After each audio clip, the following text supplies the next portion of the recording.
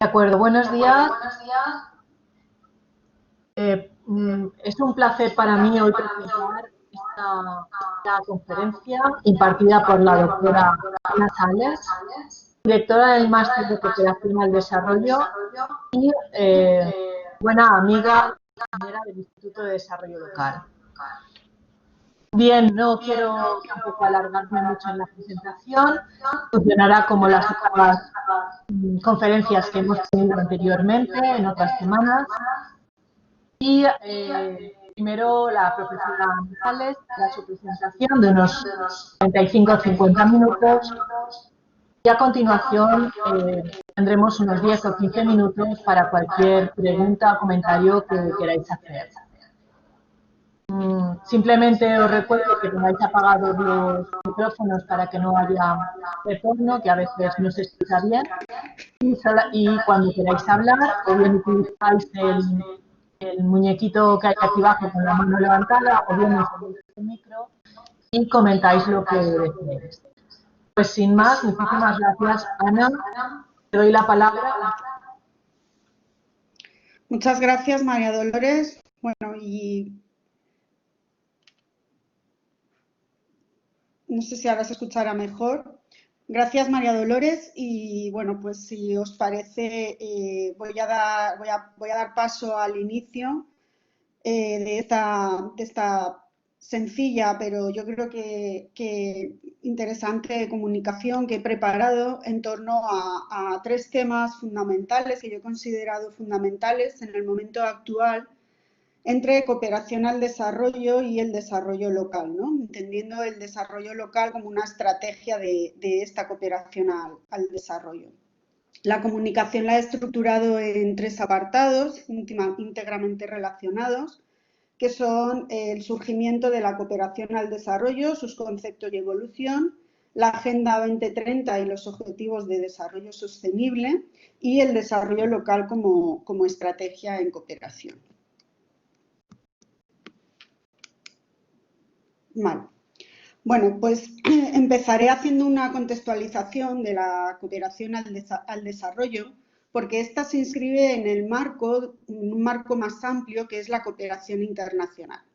Es importante realizar un breve apunte sobre la misma por la vinculación actual con los Objetivos de Desarrollo Sostenible. Lo primero a saber es que, aunque podemos considerar que siempre ha habido cooperación internacional entre los Estados-naciones, ¿alguien está tocando? Entre los Estados-naciones, hay un hito importante en su impulso, en el impulso de la cooperación internacional, que es la creación de Naciones Unidas en 1945. A modo resumido, podemos entender por cooperación internacional como la relación que se establece entre dos o más países, organismos u organizaciones de la sociedad civil, con el objetivo de alcanzar metas de desarrollo consensuadas. Pero atención, porque es una relación que se da en el contexto internacional con el fin de promover el desarrollo tanto económico como social de las comunidades. Y no solo económico como en un principio se habría podido considerar. En el ámbito de la cooperación internacional existen tres tipos de modalidades de ayuda. Son la ayuda humanitaria, referida a las actuaciones de emergencia en casos de desastres, que provocan crisis humanitarias como catástrofes naturales, conflictos armados, crisis sanitarias, entre otras, destinadas estas intervenciones a cubrir las necesidades básicas. Entre los principales enfoques en esta área de intervención, desde finales de los 80-90 surgieron el continuum humanitario, el que relaciona los tres ámbitos de la cooperación internacional, la ayuda humanitaria con la cooperación al desarrollo y la sensibilización, produciendo que en los espacios o en las sociedades en las que se hace intervención en cooperación al desarrollo se desarrollen las capacidades de las comunidades para hacer frente a estas crisis humanitarias. Y la forma de hacerlo es a través de la formación, la sensibilización y el conocimiento de las personas. Por otro lado, el enfoque que establecía la relación entre vulnerabilidad y la capacidad de las personas para hacer frente a sus situaciones y el no harm o el no hacer daño con las intervenciones externas, las imposiciones o la falta de respeto a la identidad, la cultura, los patrones locales que se estaban produciendo en algunas intervenciones en las que un poco se justificaba que lo importante era el avance y el salvar a las personas pues, por encima del respeto hacia la identidad local. La segunda línea, que es en la que me centraré a partir de ahora, la cooperación al desarrollo, y la tercera son las acciones de sensibilización y educación para el desarrollo. Acciones tendentes a crear una conciencia solidaria y generar cambios personales y sociales que posibiliten unas relaciones internacionales justas, promoviendo temas como los derechos humanos, la paz, la libertad de expresión, igualdad, democracia, etc. Bien, la idea de concepto de desarrollo surge tras la Segunda Guerra Mundial y coincidiendo con el comienzo de la descolonización de Asia, África y el Caribe, referidos por entonces como países del tercer mundo. Estamos ante un concepto muy usado, parece que todo puede valer cuando se pone el apellido de desarrollo y tiene además, sigue teniendo además una constante presencia en el escenario político, económico y social. No se ha llegado a un consenso en el ámbito de la cooperación para una definición común que sea completa, que sea válida, ¿vale? Ya que está asociada a una multidimensionalidad tanto de enfoques, territorios y tipologías de las necesidades con las que nos encontramos en la intervención.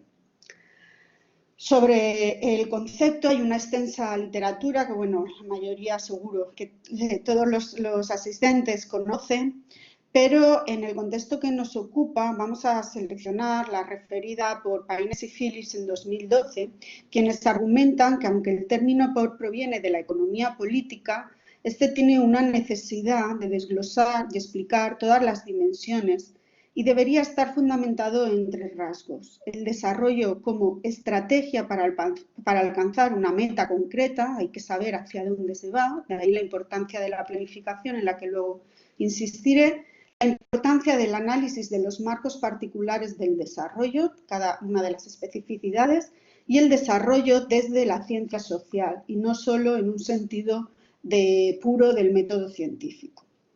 En lo que sí que existe un acuerdo es en la presencia de un elemento común, y es el hecho de que el desarrollo en cooperación está íntegramente relacionado con la capacidad de mejorar la gestión de los recursos propios en las comunidades en las que se interviene. En cuanto a la evolución de la cooperación al desarrollo, voy a hacer algunas referencias importantes porque se han ido sentando como las bases del momento en el que estamos ahora. Durante los años 40-50 debemos de diferenciar dos planes o dos ejecuciones que se llevaron adelante. Entre 1948 y 1952 se desarrolló el Plan Marshall, que fue la inversión de Estados Unidos en una Europa desolada, en infraestructuras, comercio, instituciones, los conocemos todos. Y a partir de 1949, Truman introdujo la definición de países o áreas subdesarrolladas. En ella, el foco se centraba en los problemas económicos. Bien. Es importante resaltar, ¿no?, que fue una intervención caracterizada por la financiación de grandes infraestructuras y el poder de los perfiles técnicos y los ingenieros en los que apenas hubo participación de las propias comunidades. Hubieron unos criterios de evaluación técnico-económicos que en pro de un progreso, ¿vale?, los gobiernos ejercieron como actores principales junto a los organismos financieros, pero en una relación explícita de dominación vertical.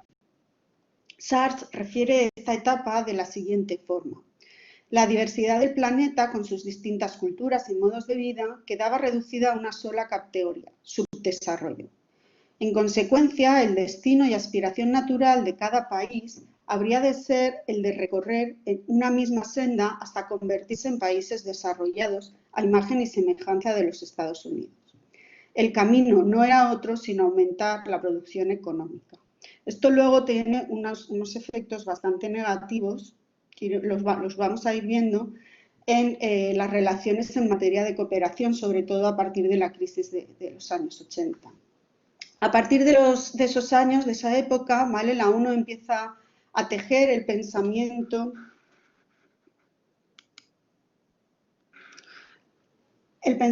sobre desarrollo y vamos a distinguir 4 decenios. Bueno, se distinguen hay un consenso en distinguirlo por decenios porque hay características específicas de cada uno de ellos. El primer decenio, el decenio de desarrollo entre el periodo 1960-70, está caracterizado por la adhesión de nuevos países independientes a la ONU, en la que se iniciaban hitos como la lucha contra el hambre, generando la importancia de adquirir conciencia de su desarrollo. Todavía hasta entonces se hablaba de su desarrollo y, bueno, y por desgracia se sigue haciendo hincapié en él. Se crean organismos internacionales específicos como la FAO para la Agricultura y la Alimentación, el Programa Mundial de Alimentos, el Programa Mundial para el Desarrollo. Pero es importante resaltar en este periodo que en la ejecución de los proyectos de cooperación se produjo lo que se ha denominado desarrollismo y que viene de la etapa anterior a la que me he referido, con la construcción de grandes presas hidráulicas o estaciones eléctricas que supusieron la ocupación de territorios, generando en algunos casos desplazamientos forzosos, negacionismos a las culturas propias, a los derechos de ocupación del territorio, incluso el exterminio de determinados grupos. Es importante tener en cuenta para este tipo de actuaciones o de situaciones históricas que se produjeron para poder luego comprender y hacer un análisis global del momento actual.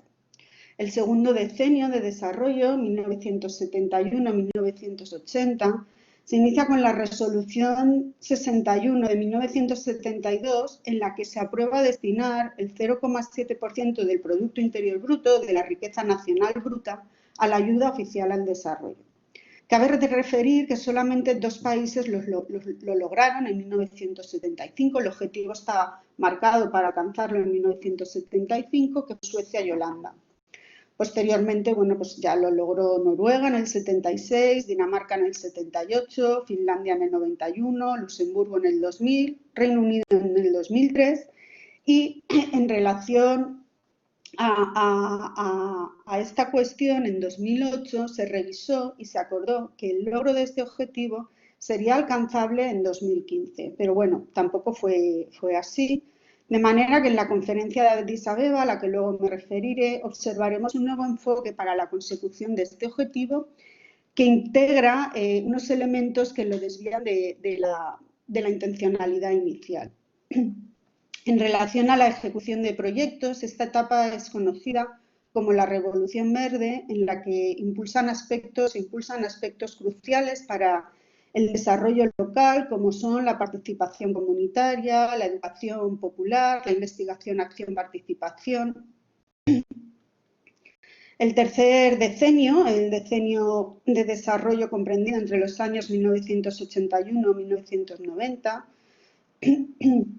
se inscribe en una etapa de gran recesión económica como consecuencia de la crisis del petróleo que se había iniciado en el decenio anterior y en cooperación, en proyectos, en políticas de cooperación es conocida como la década perdida.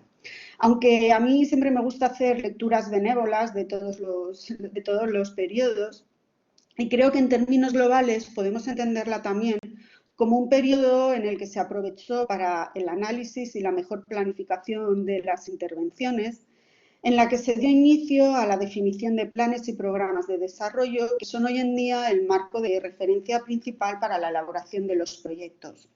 Y algunos de los aspectos sociales también que debemos de resaltar o que podemos resaltar de esta época están marcados por respuesta social a las exigencias de los estados donantes.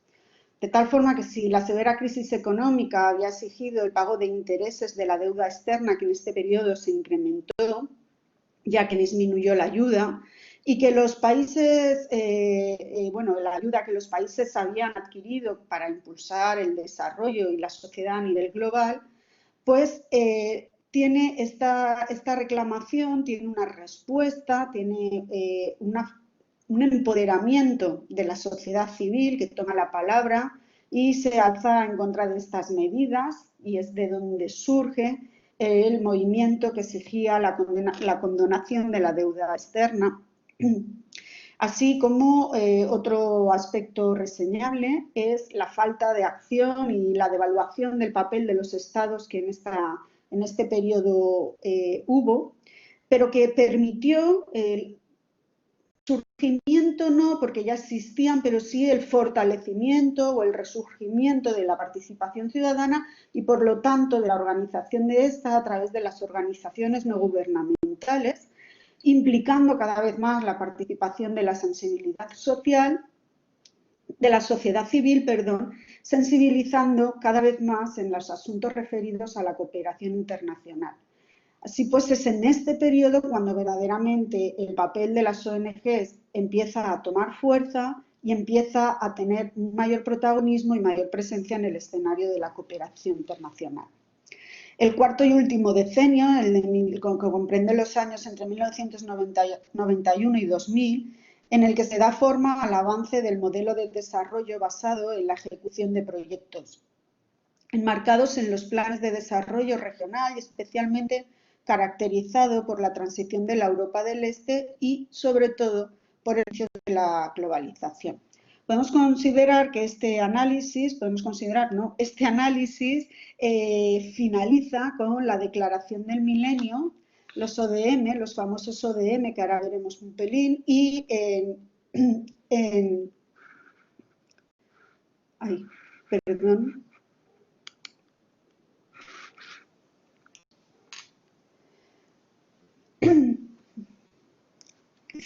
la etapa finaliza con la declaración de los objetivos del milenio en Nueva York en septiembre del año 2000. Centrándonos un poco en las posiciones y teorías del desarrollo, podemos considerar que las posturas teóricas de desarrollo han ido acompañadas por las concepciones aportadas por organismos internacionales, sobre todo los más relevantes. Así pues, y sin obviar la extensa literatura producida en los últimos años, es importante que en el análisis regional que se hace debamos recurrir siempre a tratados, acuerdos o planes elaborados para el objeto del estudio que nos interese. La mayoría refuerza la idea de multidimensionalidad del desarrollo y la necesidad de definir el funcionamiento, relación y correlación de los implicados, con el objetivo de encontrar una fórmula eficaz para establecer guías concretas para el diseño de planes y proyectos que lleven a la mejora del estado de bienestar y al cumplimiento de los derechos humanos para todas las personas. Lo cierto es que la ONU encabeza la carrera por definir el concepto y sus dimensiones. Continuamente se encuentran desarrollando y adecuando un pensamiento sobre desarrollo y desde el inicio de la conciencia de subdesarrollo, pasando por la focalización del interés en el crecimiento del Producto Interior Bruto, la Declaración del Milenio, la evolución a los ODM, y la Agenda 2030 y el traspaso hacia los ODS, la ONU ha sido quien ha liderado todas estas definiciones y las dimensiones del concepto. Los primeros enfoques estaban basados en el crecimiento de las economías, centradas en las necesidades básicas de las personas y el apoyo en el diseño de propuestas, de proyectos para cubrirlas. Cabe resaltar que en 1987 la primera ministra noruega elaboró y presentó el conocido informe Brundtland, en el que utilizó por primera vez el término de desarrollo sostenible. En 1990, con el primer informe de desarrollo humano, se asienta la idea de que el motor de desarrollo humano es el desarrollo de las capacidades, basándose en el principio de que así las personas encuentran las mejores condiciones no solo para potenciar el desarrollo, sino para también hacer frente a las crisis climáticas, económicas, incluso las humanitarias. Entendemos como las humanitarias los conflictos armados, ¿vale? O conflictos políticos, sociales que se puedan desarrollar en determinados territorios. Y para medir el desarrollo humano se elaboran diferentes índices que han ido evolucionando hasta el conocido como el Índice de Desarrollo Humano. Esta línea de desarrollo está basada en las ideas de Amartya Sen y se le define como el proceso de expansión de las capacidades de las personas que amplían sus opciones y sus oportunidades. El sentido que tiene esta idea es que sienta la base de reconocer que no solo lo externo es lo correcto, lo bueno, esa idea de que todos deberíamos de estar hechos a la imagen y semejanza, sino que lo propio también es útil, también tiene validez y también hay que ponerlo en valor. Que parece un poco tarde, ¿no? Pero ya habían pasado casi 40 años desde el inicio de la cooperación cuando empezaron a hacerse estos planteamientos. En 1997, tras algunos años de cuestionamiento del papel de las Naciones Unidas, surge una propuesta reformista de dicho organismo y así el enfoque basado en derechos humanos coge un impulso creciente y los derechos humanos y sus convenciones específicas para las materias se convertirán en el marco de referencia base para la intervención en cooperación, centrado en la población con mayor vulnerabilidad. A partir de este momento se entiende que derechos humanos y cooperación al desarrollo deben de ir de la mano. En las tendencias actuales se ha producido el índice, se ha definido el índice de desarrollo humano ajustado por la desigualdad, que lo que hace es ajustar el índice de desarrollo humano según la desigualdad en la distribución de las dimensiones de la población, de forma que las mediciones son como mucho más exactas. Por otro lado, el índice de pobreza humana en 2010 es relevado por el índice de pobreza multifactorial, es decir, desigualdad y pobreza empiezan a tener mediciones diferentes y el índice de la pobreza humana integra en sí los factores o los múltiples factores que lo producen, ¿no? O que lo pueden medir, mejor dicho. Surge también el enfoque de género en el desarrollo, que mantiene un gran impulso, ¿no? Y sitúa a la mujer y sus derechos en el centro del desarrollo, la mujer como motor del desarrollo, la reivindicación de los derechos de la mujer. Y como curiosidad, referir a la Touch en 2002 en la sede de la UNESCO, en París, en 2002, pues presentó en un coloquio titulado, bajo el título Deshacer el desarrollo, rehacer el mundo, un título que era bastante revelador, donde considera que el decrecimiento para construir sociedades con mayor justicia social, ambiental y bienestar, alejándose del modelo actual, debe desvincularse del desarrollo económico y que lo que a priori hubiera sido una aportación crítica reflexiva hoy se está convirtiendo en un referente de posicionamiento.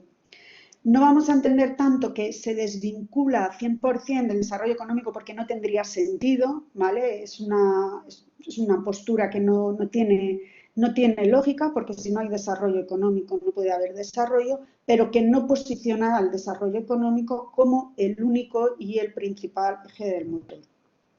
Los debates actuales pues oscilan entre quienes defienden el desarrollo sostenible para todas las personas en un sistema capitalista como el nuestro consideran que no es posible, y los autores que se identifican con las teorías de la dependencia, que dicen que sí, y que son estas quienes dominan el panorama global. Una coincidencia mayoritaria se produce en la necesidad de cooperación de las naciones y las organizaciones para conseguir un desarrollo sostenible para todas las personas en un mundo que cada vez está más conectado que nunca entre lo global y lo local, ¿no?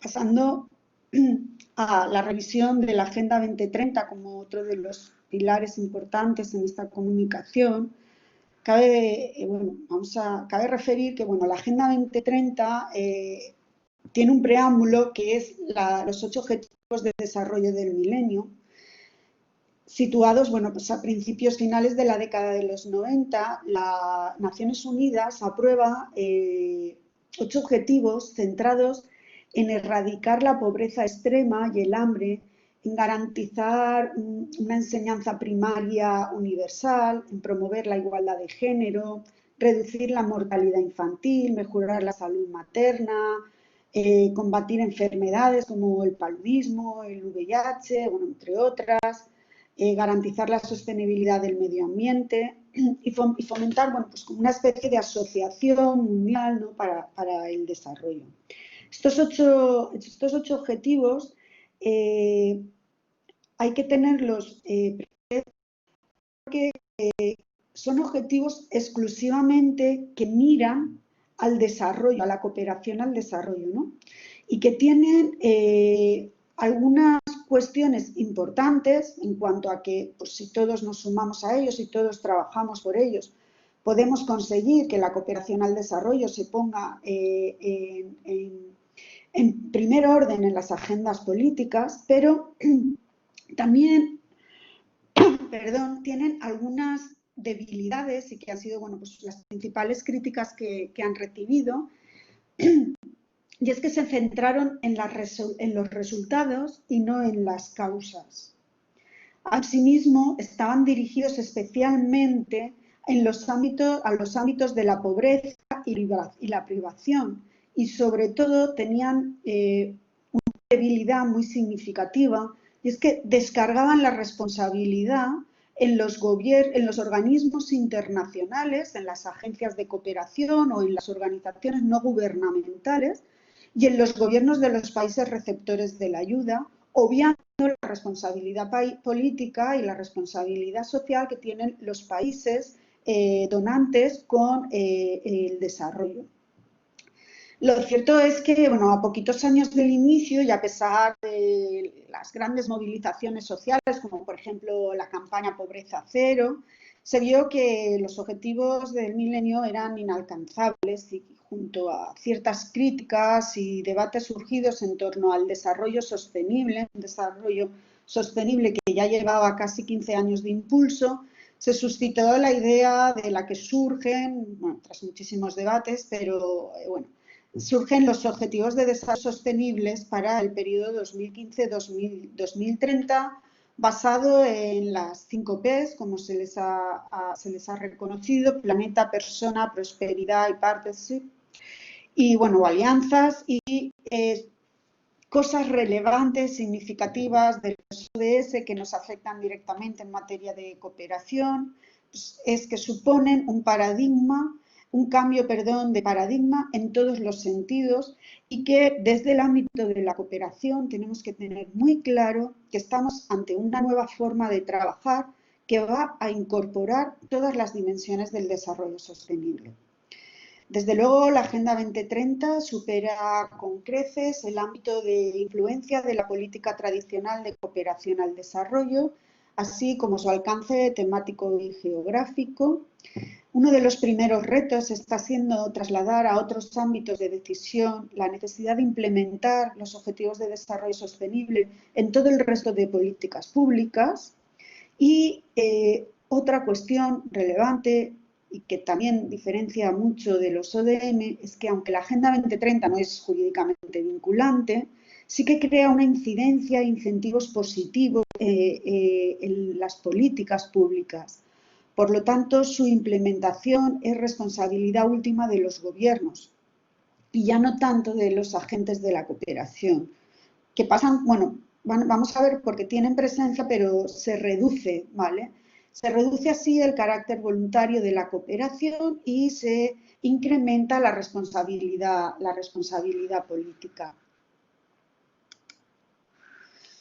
Llegados a este punto, por lo menos a mí me parece interesante entender cómo están afectando los ODS a la idea tradicional de cooperación, ¿vale? Si nos fijamos en los 17 objetivos, podemos ver cómo los 8 primeros y el 10º prácticamente están respondiendo a los objetivos de desarrollo del milenio. Después están los otros objetivos que hacen referencia a la protección del medio ambiente, y para mí 2 que se integran muy importantes, que son el objetivo 16 sobre paz y justicia y sociedades seguras, porque si no se integraba o no integramos en cooperación la idea de que tenemos que trabajar sobre sociedades en las que el contexto político permita el trabajo y permita el desarrollo, y donde la gente no esté más preocupada porque no muera hoy como consecuencia de un atentado o como consecuencia de una catástrofe humanitaria, entendida esta como los conflictos bélicos que ya he referido antes, es imposible que podamos alcanzar las metas de desarrollo en ninguno de los periodos en los que nos los planteemos. Igual que el objetivo 17 para mí también es uno de los más importantes, porque evidentemente si queremos garantizar un desarrollo sostenible, la cooperación al desarrollo tiene que trabajar, pero no puede trabajar sola como venía haciéndolo. Tiene que tener en cuenta y tiene que entender e integrar a todos los agentes en el territorio. Bueno, creo que aquí igual me he extendido un poco, pero creo que es que estos dos objetivos son importantísimos para verdaderamente garantizar la sostenibilidad en el tiempo. ¿Cómo nos está afectando esta agenda, ¿no? ¿Qué elementos son los que más afectan a la idea tradicional de cooperación al desarrollo? Bueno, pues la Agenda 2030 supone adoptar un enfoque multidimensional e integrado. Ya habíamos hablado antes del índice de pobreza multidimensional. Vale, la agenda sí que supone abordar un enfoque multidimensional e integrado que aborde las diferentes o las diversas dimensiones de la pobreza que afectan al desarrollo pleno de las personas y no solamente paliativos a través de la puesta en marcha de pequeños proyectos, ¿no?, de desarrollo para determinadas zonas. Poner en marcha este enfoque requiere de índices de medición y de políticas dirigidas a superar las desigualdades mediante la búsqueda de soluciones que vayan más allá de la focalización sectorial y territorial. Ello requiere el uso de datos desagregados, pues, por ejemplo, como por sexo, edad, etnia, religión, etcétera, para poder comprender las realidades y los desafíos de cada una de las comunidades, pero también mayor medición de resultados y evaluación de las propuestas implementadas, lo que implica necesariamente incrementar los registros, el esfuerzo de las administraciones locales para regular toda la recepción y el registro de sus habitantes, aumentar la investigación, sobre todo toda la investigación diagnóstica, y afianzar la profesionalización de la intervención. Hubo un tiempo que se decía que todo vale en cooperación, pues verdaderamente no todo vale en cooperación, ¿no? La intervención tiene que estar profesionalizada y debe de ser muy respetuosa. Así, este análisis, estos ODS, lo que nos están haciendo es sacar a la luz de nuevo el desafío de la pertinencia de la evaluación en cooperación. Igual que se interviene, se debe de evaluar. Evidentemente esto es como a veces un poco la pescadilla, si no hay un buen diagnóstico no puede haber una buena propuesta de intervención y luego las evaluaciones serán negativas. Y si no se financian los buenos diagnósticos, si no hay presupuestos para la evaluación que vayan más allá de la evaluación o del control del gasto, pues los resultados siempre van a parecer pues, pocos o deficitarios. En sí, bueno, lo que debemos de tener claro es que al reconocer la complejidad de la realidad y apostar por la universalidad, la Agenda 2030 rompe con la dicotomía norte-sur, teniendo en cuenta el papel emergente de los países del sur, y por ello se alerta de que los modos tradicionales de cooperación para el desarrollo norte-sur no van a ser suficientes para alcanzar los ODS, ¿no? Entonces, se está haciendo necesario impulsar iniciativas como la cooperación sur-sur y la cooperación triangular entre sur-sur y otros países en desarrollo, desarrollados, como queramos llamarlos, que se convierten en proveedores oficiales de cooperación, pero en proveedores oficiales de cooperación en un componente crítico en este nuevo contexto, en términos tanto de intercambio de conocimiento, transferencia tecnológica, recursos, y que cada vez más nos están haciendo poner en alza el valor de los diagnósticos territoriales participativos en el territorio, pero en un sentido mucho más amplio y mucho más global.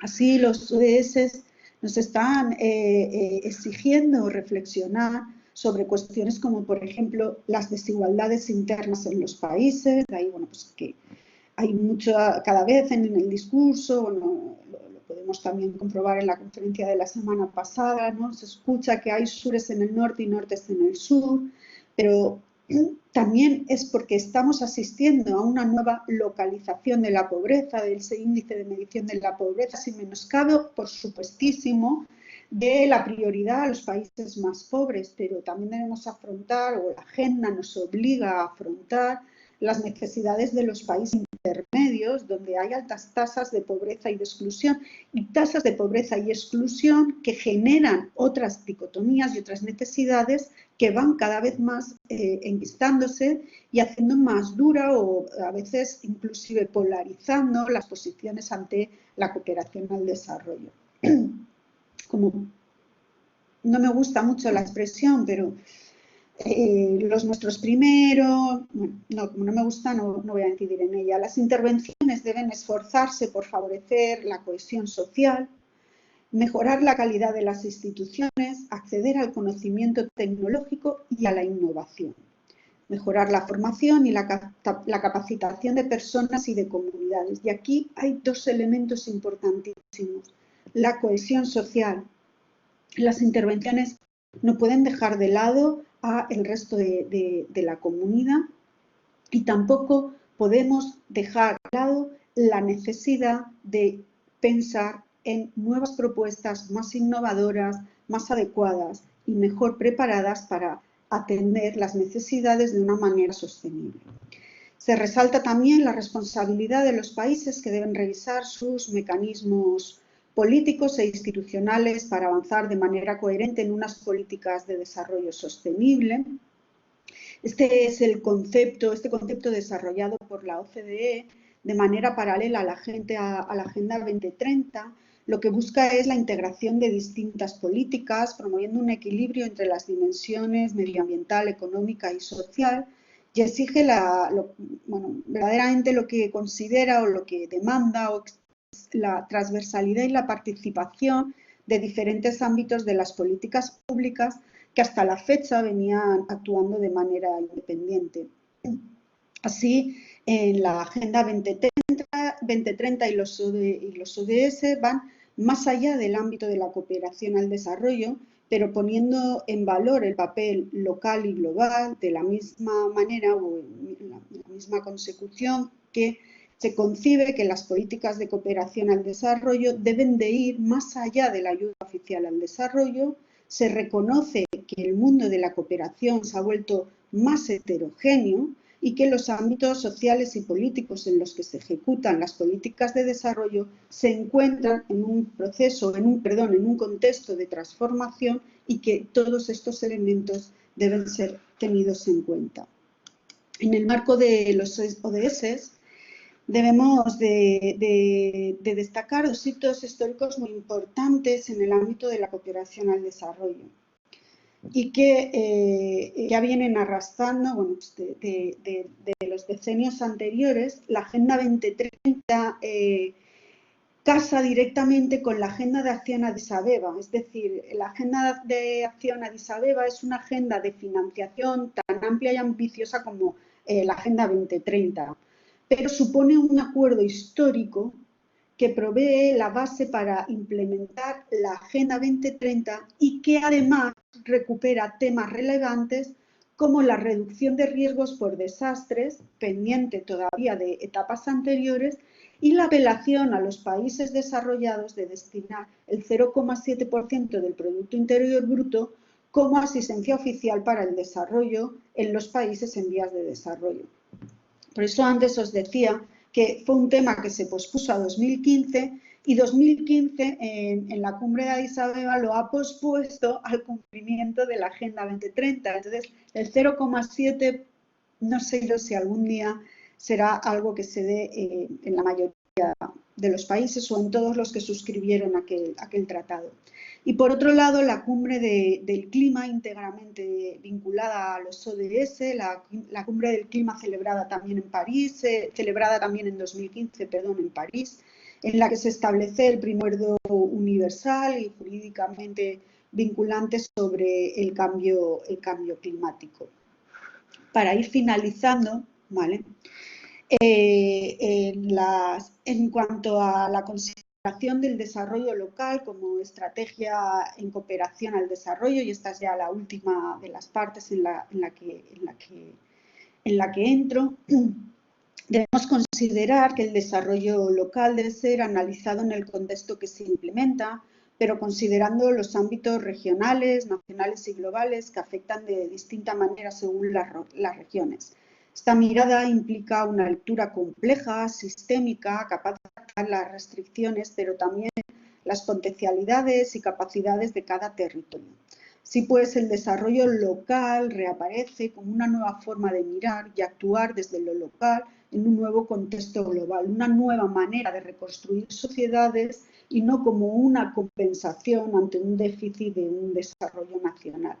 Se trata, pues, dicho ya anteriormente, de un enfoque multidimensional integrador que se define por la capacidad de articular lo local con lo global, un proceso que requiere actores de desarrollo y que se orienta en la cooperación y negociación entre estos, y que estos actores van a dimensionarse, ¿vale?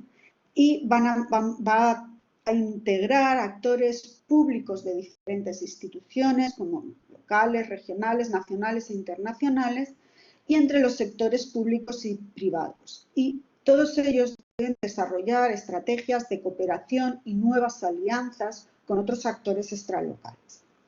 En la metodología de trabajo, en la metodología de trabajo, hay tres elementos que deben de estar muy presentes, o que deben de empezar a hacerse como muy presentes. Debe ser una metodología participativa, esto es algo que sí que es cierto que ya está muy interiorizado, pero debe incluir una matriz de análisis que permita cruzar los modos de desarrollo histórico de la zona, atendiendo toda la secuencia anterior de esta comunicación específica para cada una de las zonas, el sistema de relaciones sociales y la identidad cultural de esa zona, y trabajar con los actores y sus roles en el proceso de desarrollo.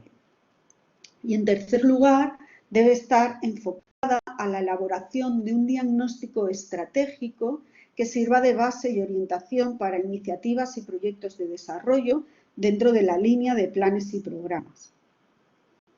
Algunas de las cuestiones, porque verdaderamente es una metodología muy ambiciosa, algunas de las cuestiones además que el territorio debe resolver, son tres tipos de desafíos que podemos considerar como tres desafíos, que es impulsar lo existente, personas, recursos, empresas, sistemas de gobierno, es decir, fomentar las capacidades, impulsar el apoyo externo y mantenerlo, ¿vale? No solo demando, sino que establezco vínculos a través de la financiación, de la tecnología, del conocimiento, lo que sí implica una cooperación entre las dos partes, no una cooperación de arriba a abajo, sino una cooperación más lateral, y impulsar la gestión del excedente que existe o que se produce en el territorio y el uso el aprovechamiento de los recursos, ¿no? En esta línea de análisis se entiende que el desarrollo local es mucho más sociopolítico que económico en este sentido estricto, ¿no? Es a lo que antes me refería. Los desafíos son más de articulación de actores y capital social que de gestión propia, ¿no? Económica. Y ya para finalizar, bueno, pues de manera más específica, ¿no? Dos lecturas muy bonitas sobre, me va a permitir recomendar algunas lecturas, porque verdaderamente hay mucha bibliografía sobre el término de cooperación, sobre el desarrollo. La mayoría de las lecturas las vamos a tener que hacer y enfocar desde los documentos oficiales, desde grandes archivos de Naciones Unidas que generan mucha documentación, pero en síntesis, al final, los acuerdos son bastante sintéticos. Toda ella está disponible en la web de Naciones Unidas, pero también existe otro tipo de literatura muy recomendable que hace el análisis concreto de determinados proyectos y intervenciones en el territorio. Me atrevo a recomendar dos sobre África. No tenemos mucho escrito sobre África en nuestro idioma, a pesar de que tanto Madrid como Valencia disfrutamos de una librería específica sobre literatura y sobre análisis del continente africano. Una propia de nuestro instituto sobre los 9 estudios concretos de relación de desarrollo local en el territorio entre la Comunidad Valenciana y Cuba. Recomiendo, por supuesto, para los estudiosos de América Latina la Biblioteca de Clasco y, sobre todo, una lectura reciente, un debate un análisis crítico que ha hecho nuestro compañero del máster de cooperación de la Universidad de Alicante, Carlos Gómez Gil, muy interesante sobre los vacíos, los déficits, los intereses, las manipulaciones y algunos de los desvíos importantes o significativos de la cooperación en estos últimos años. Y muchísimas gracias por vuestra atención.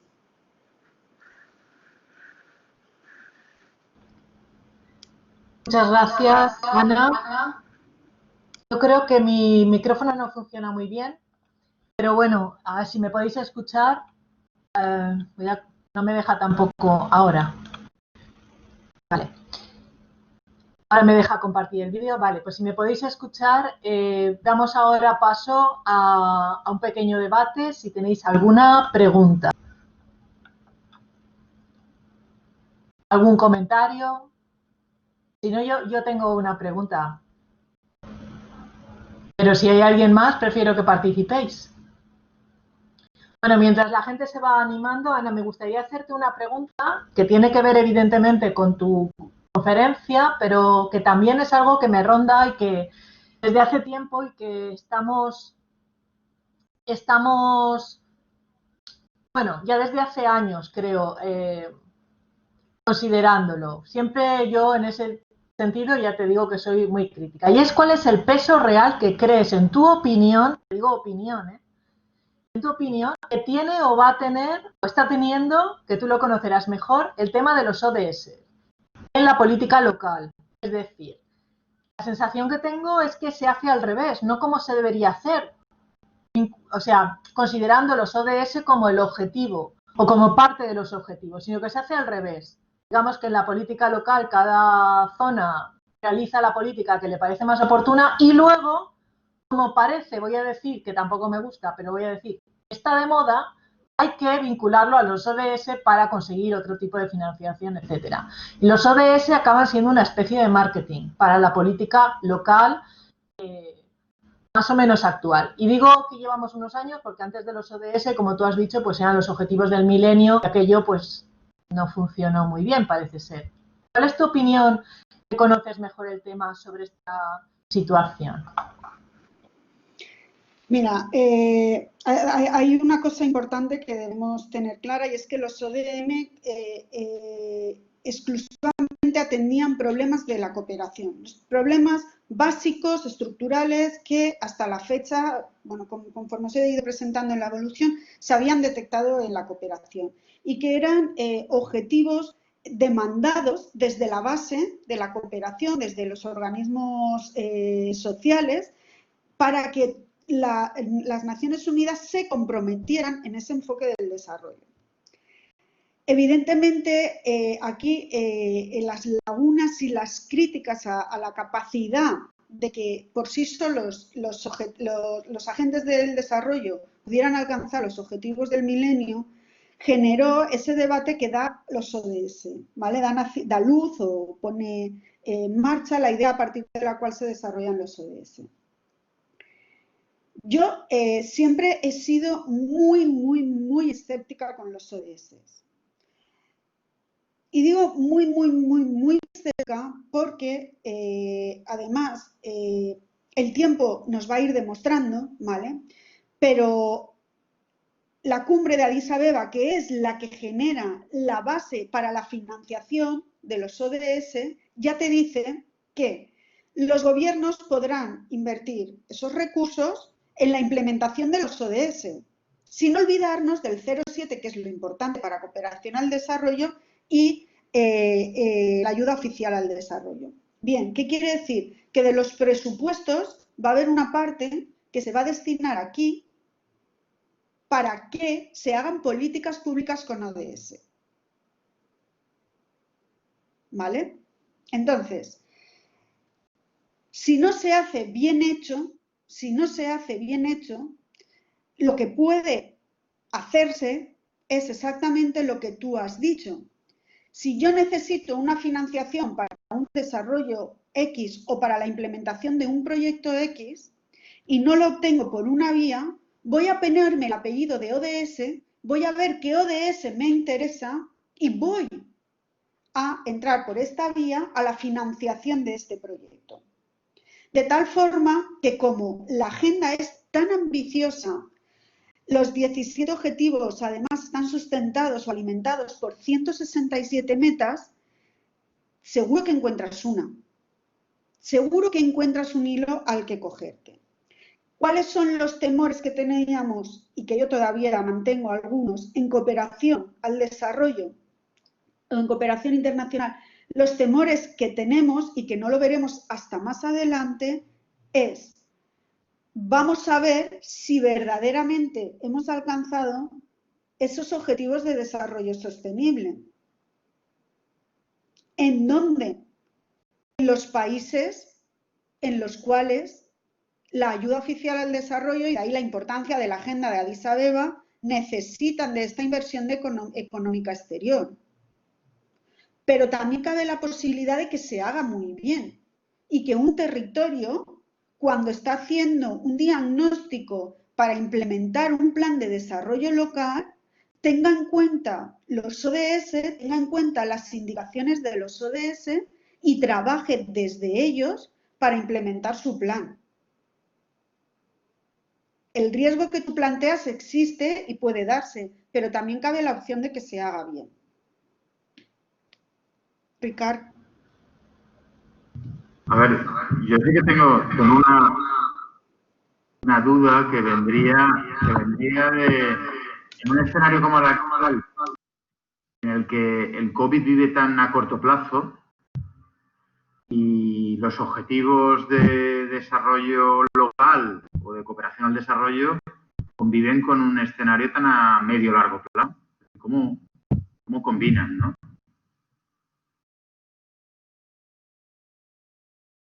Pues mira, sinceramente, en cooperación al desarrollo estamos tan acostumbrados a pandemias que verdaderamente no supone nada, sinceramente. Porque antes tuvimos ébola, antes tuvimos la malaria, quiero decir, verdaderamente ese es el continuo, ¿no? Esa fortaleza que la cooperación sí que es verdad que desde el huracán Mitch está trabajando y haciendo mucho hincapié, que es en fortalecer en las comunidades las capacidades de atención a este tipo de intromisiones externas que surgen de repente en el contexto, ¿no? Entonces, verdaderamente la crisis humanitaria producida por el COVID-19 en cooperación, lo que nos está afectando es que no nos estamos pudiendo desplazar a los territorios.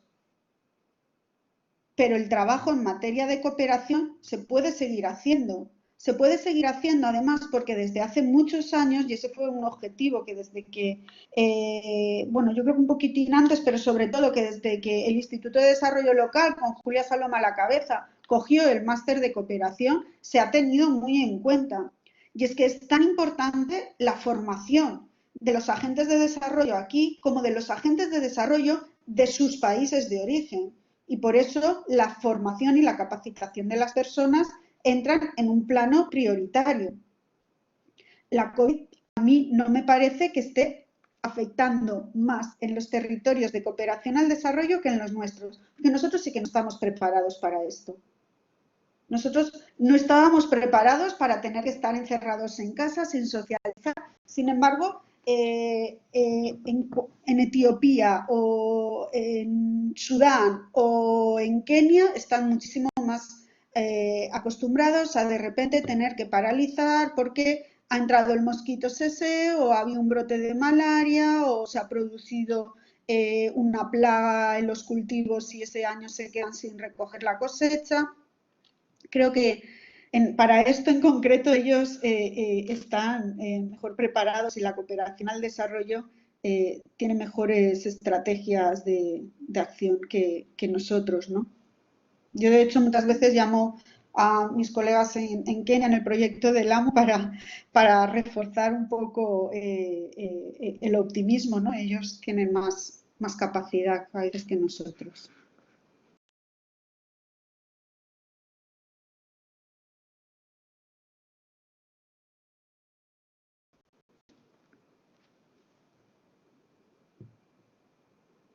Bueno, no sé si alguien más quiere hacer alguna intervención y...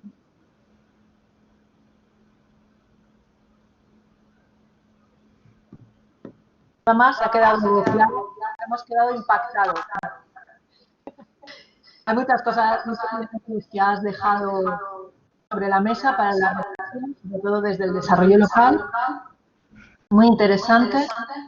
De cualquier forma, yo creo que todos los que han participado, están participando en esta conferencia, te conocen tu correo electrónico. En caso de que hubiera alguna opción, alguna cosa que aclarar, siempre se pueden poner en contacto contigo o a través del Instituto de Desarrollo Local. Así que nada más. Muchas gracias a todos por vuestra participación y muchísimas gracias, Ana, por esta interesantísima charla sobre cooperación, que a veces tenemos ideas demasiado generales, demasiado ambiguas. Yo creo que lo has centrado, lo has explicado fenomenal. Muchísimas gracias. Muchas gracias a todos. Os emplazo a los demás a la conferencia dentro de este ciclo que tendremos mañana sobre cambio climático. Os enviaremos de nuevo el link, el enlace y el título y tal para recordar. Muy bien, muchísimas gracias. Ya dejamos de grabar, tenéis a disposición también la grabación en breves días. Hasta pronto. Adiós.